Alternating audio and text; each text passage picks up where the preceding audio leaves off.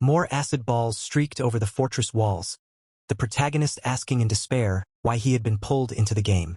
Lucas called out to him, placing a hand on his shoulder.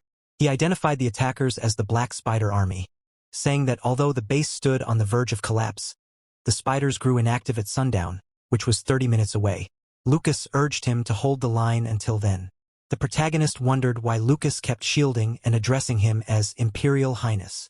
He wondered who he was at that moment. Night arrived shortly. Smoke from extinguished flames could be visibly seen drifting into the sky. The remaining soldiers searched the rubble for survivors. Lucas, drenched in spider blood, reported that the spiders were withdrawing, but the protagonist gave no reply. Lucas called again, "Your Highness!" The protagonist remained lost in the battlefield's aftermath. He snapped back and asked Lucas the current date and location, to which Lucas answered that it was the last day of February of the 649th year on the imperial calendar, at the forward operating base of Crossroads Fortress. Hearing this, the protagonist bit his lip, realizing tomorrow would mark the 1st of March, the exact start of the tutorial he had attempted hundreds of times. He shouted, "I'm Ash, Ash von Heider Everblack," which was confirmed by Lucas. Panic surged with the protagonist, questioning why it had to be this character, the Empire's notorious psycho, the commander who doomed the garrison and died in every tutorial route.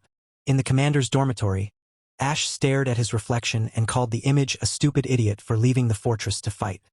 He forced himself to calm down and analyze the situation.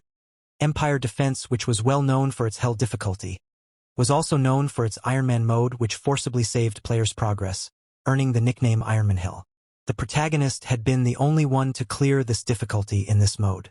Because it was impossible to clear, the story only continued once Lucas escaped alone. The Black Spider Army were only meant to be hunted when you reached halfway into the game's 3-year storyline. Slamming his palms against his cheeks, he demanded he stayed focused and find a solution to the situation from his years of knowledge and experience. He summoned the status window, seeing the Black Spiders registered at levels 55 to 60, over 1,000 strong. The operating base's wall durability hovered near 0, with only one functional mana cannon. He declared himself super fucked. Iron Man demanded an optimal move every second to succeed. He scanned through the panels until one entry finally sparked hope. A grin spread across his face. He rushed from the tent and ordered Lucas to gather the party under his direct command. Lucas hesitated, noting that Ash had never summoned his guards before, but Ash insisted. The scene shifted to the war room, where Ash sat with arms folded. Before him stood Lucas, his personal guard, Lily the fire mage with a nervous smile, Ken the shield knight looking annoyed, and Damien the priest curled into a ball, glasses fogged, face hidden between his knees. Ash inquired for the reason Damien was in such a miserable state. Lily explained that Damien mourned a comrade lost that day. Ash recalled that Damien always began the tutorial with an abnormal status and was always the first to die. They all were familiar faces to him since they were faces he had seen die countless times in the game. He continued on to outline the plan to the party members in front of him.